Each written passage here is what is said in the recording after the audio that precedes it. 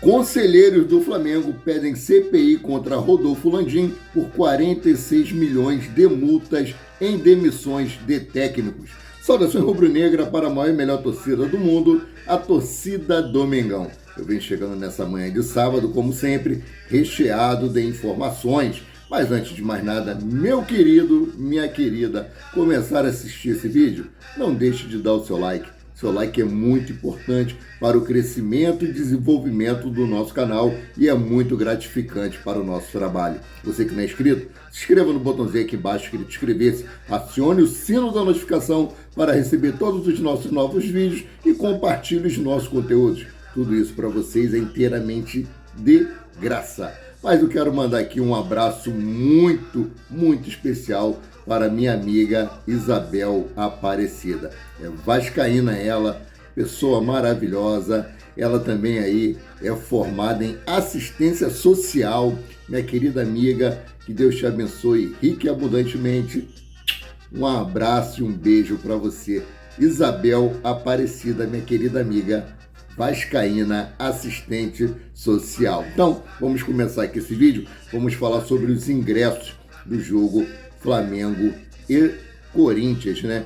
Teve um imbróglio aí durante a semana com relação à venda dos ingressos, que só seriam vendidos 2 horas antes do jogo, um absurdo, ferindo aí o estatuto do torcedor, que diz que o ingresso tem que ser vendido 48 horas antes, né?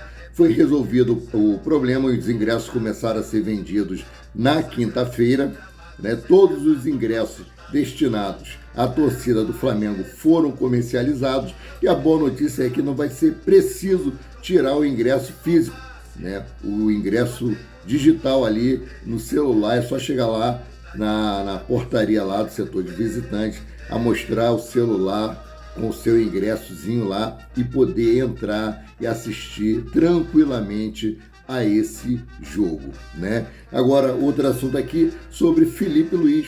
Felipe Luiz aí que pretende se aposentar caso seu contrato não seja renovado com o Flamengo. Felipe Luiz, como alguns outros jogadores do elenco rubro-negro, tem seu contrato se encerrando agora, dia 31 de dezembro. E ele vive na expectativa aí da chegada de Tite, né, que é o alvo único do Flamengo aí para assumir o comando técnico do clube. Se vai ser aproveitado ou não pelo Tite, se vai ter mais um ano de extensão de contrato. Caso contrário, ele não pretende jogar em nenhum outro clube. Se ele não renovar com o Flamengo, ele pretende aí realmente se aposentar. E a ideia do Flamengo é utilizá-lo aí em outro setor do clube, como aí na comissão técnica. Por que ele não assume aí o time de futebol do Flamengo? Porque o curso que ele fez de técnico, ele só pode exercer sua função na categoria de base.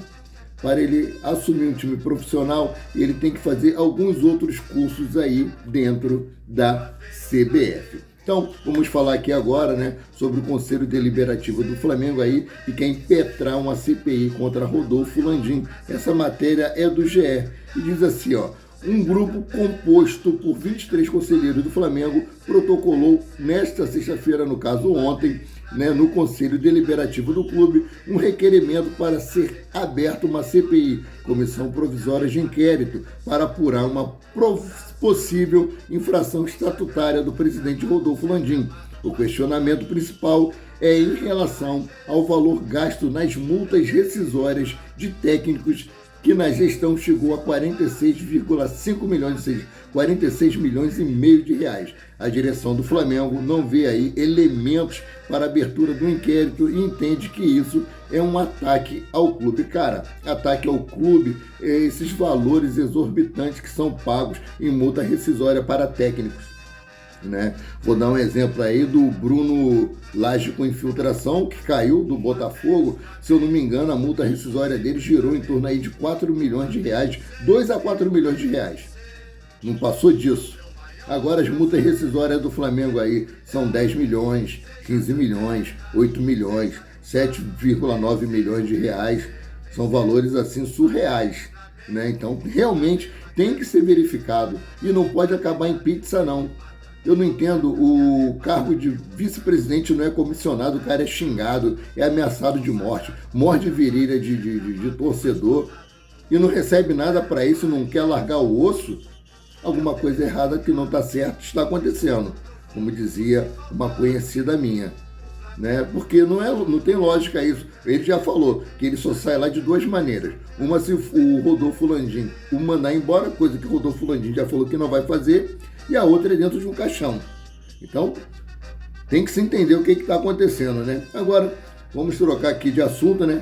Falar sobre o Flamengo recebeu aí um convite e pode jogar contra o time de Lionel Messi. Rapaz, a Florida Cup, ou como nós costumamos dizer, é a Copa do Mickey, né? Que o Flamengo disputou em 2019, aquele ano mágico, e o Flamengo foi campeão. Como o Flamengo não tem nada para disputar no início do ano de 2024, não tem Supercopa, não tem Mundial de Clubes, ele está com a agenda livre. E, além do time do Flamengo, aí, os organizadores do evento convidaram também o Inter Miami, que é o time de Lionel Messi. Então eles vêm com bons olhos assim para promover a competição, um time brasileiro competir contra um time, o time de Lionel Messi, né? Assim, espero que o Flamengo saia de lá vencedor e que projete um excelente ano de 2024. Então, em janeiro de 2024, Florida Cup, Flamengo pode enfrentar aí o time de Lionel Messi, o Inter Miami, né? Então, aqui vamos para outro assunto que eu já falei num vídeo ontem mais curto com relação aqui ao jogo Flamengo e Vasco da Gama, que será realizado no dia 22 de outubro. Né? A CBF, a Conmebol, ela tinha previsto assumir o estádio do Maracanã 20 dias antes da final da Copa Libertadores da América. Mas como o Maracanã ficou fechado durante um período para tratar do gramado, o Flamengo e Fluminense apresentaram aí a Conmebol esse projeto, eles vistoriaram e não acharam necessário assumir o estádio aí com 20 dias ou mais de antecedência. Sendo assim, a Conmebol irá assumir o estádio do Maracanã no dia 23, um dia após o jogo Flamengo e Vasco da Gama. Flamengo e Vasco da Gama que estava aí na incerteza de onde seria disputado, já que é mando de campo do rubro-negro. Né? Sendo assim, o Flamengo vai jogar agora, hoje, contra o Corinthians, vai jogar contra o Cruzeiro na quinta-feira. Depois o próximo jogo do Flamengo, se eu não me engano, é com o Cruzeiro fora de casa. E no dia 22, Flamengo e Vasco da Gama no Maracanã. Né? Então vamos trocar aqui de assunto. Segundo uma matéria aqui do Bola VIP Brasil, Mário Jorge vai comandar o elenco profissional do Flamengo pela última vez contra o Corinthians. Eu vou até trocar os meus óculos aqui. Rapaz, estou com as vistas vermelhas pra cacete. Então vamos lá, é o seguinte. Mário Jorge volta a comandar o Sub-20 enquanto Tite assume a equipe profissional. O Flamengo encara o Corinthians na noite deste sábado na Neoquímica Arena pela 26ª rodada do Campeonato Brasileiro. No duelo, o técnico Mário Jorge estará à frente da equipe profissional pela última vez, já que Tite irá comandar o elenco a partir da próxima semana. A tendência é que o Flamengo anuncie a contratação de Tite após o jogo contra o Corinthians para o treinador começar os trabalhos na próxima segunda-feira, dia 9. Desse modo, Mário Jorge, que está à frente do elenco desde o confronto com o Bahia, né, retorna ao Sub-20 do clube, categoria que conquistou o Brasileirão deste ano. Bom, essa é a informação aí publicada pelo Bola VIP Brasil, que o técnico Adenor assume. O Flamengo será anunciado hoje, logo após o jogo Flamengo e Corinthians. E ele terá aí 9 dias para poder treinar o time nessa data FIFA até o seu próximo compromisso, né, que é contra o Cruzeiro lá no Mineirão. Então, agora vamos falar outras coisas aqui relacionadas a Tite. Muito está se falando de uma barca, não estou querendo desmentir nenhum meio de comunicação, não estou querendo desmentir ninguém, estou fazendo uma análise minha. Né? Quem é você para fazer a análise? Eu sou um torcedor rubro-negro apaixonado pelo meu clube. Muitos estão falando aí de uma barca, a maior barca da história do Flamengo. Sabemos sim que o elenco do Flamengo tem vários jogadores em término de contrato, correto? O Tite autorizou o Flamengo a contratar não sei quem, Guilherme Arana, De La Cruz, Wendel, Claudinho e outros aí. Esses são jogadores, o Wendel, Claudinho, De La Cruz, são jogadores que o Flamengo já estava monitorando lá atrás, né? Lá no início aí da segunda janela de transferência.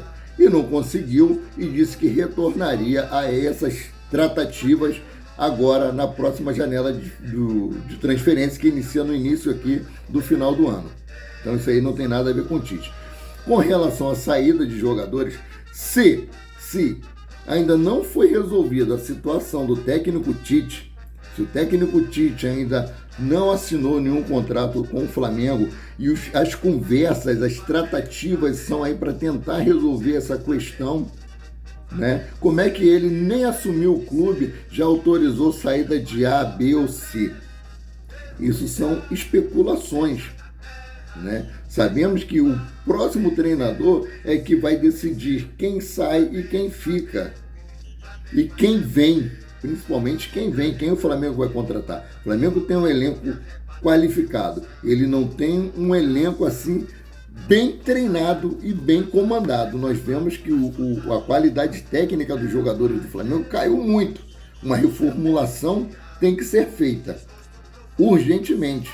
Mas quem vai definir isso aí é o técnico Tite quando ele assumiu o Flamengo. Tanto que as negociações para a renovação de contrato com Bruno Henrique estão congeladas. E já começaram a fazer a negociação com ele, já estavam conversando o staff do atleta com a diretoria rubro-negra e foi congelada essa negociação, que já está em andamento. Então, se nós não podemos afirmar que teremos uma grande barca no Flamengo, quem vai decidir isso é o técnico Tite quando ele assumir o time do Flamengo. Né? Não estou desmentindo ninguém. Mas como é que o Tite aprovou a saída de fulano, aprovou a chegada de ciclano, se nem a chegada dele ainda foi acertada? Então nós temos, são informes, como nós aprendemos no quartel. Informe é algo que você não tem certeza. Informação é aquilo que é convicto. A informação, Flamengo está lá em São Paulo para jogar contra o Corinthians. A informação, a polícia não deixou, assim, por ordem da diretoria rubro-negra, dos torcedores não se aproximarem dos atletas. E houve aí uma grande revolta dos torcedores que pagaram ingressos, foram lá para poder ver os seus ídolos de perto e não puderam. Teve torcedor que falou que iria cancelar o seu sócio torcedor. Foi uma baderna e uma falta de consideração com os torcedores rubro-negros que estavam lá. Inclusive, o policial lá de São Paulo falou que não eram torcedores do Flamengo, eram torcedores do Palmeiras que estavam lá travestidos com o uniforme do Flamengo. Tá de sacanagem, né? Essa falta de respeito tem que parar. Isso aí é tudo por conta dessa diretoria omissa que não tem respeito pelos torcedores. Isso aí é informação. Que os torcedores, se forem lá, não, foram barrados, não deixaram se aproximar. Então, tudo isso aí são informes. Informação também é que na reunião de aprovação da renovação de contrato com a Pixbet, né, foi pedido uma reformulação geral no departamento de futebol do Flamengo. Isso tem que acontecer mesmo. Esse departamento de futebol amador do Flamengo não pode continuar. Não pode continuar. Essa bagunça, essa zona, essa baderna não pode continuar. Flamengo, time que fatura bilhões por ano, não depende de SAF para nada, conseguiu sair do buraco lá em 2008. Márcio Braga falou que o Flamengo não tinha dinheiro, o Flamengo estava falido, não tinha dinheiro nem para o futebol, e hoje é um Flamengo que anda com as suas próprias pernas, paga todas as suas dívidas em dia, todo o salário de jogador em dia, é o que detém a menor dívida, né, patrimonial é o Flamengo. Então não tem por que não profissionalizar o departamento de futebol do Flamengo. Então, mais tarde eu volto com mais informações sobre o rubro-negro mais querido e mais amado do Brasil e do mundo, o Clube de Regatas do Flamengo. Saudações!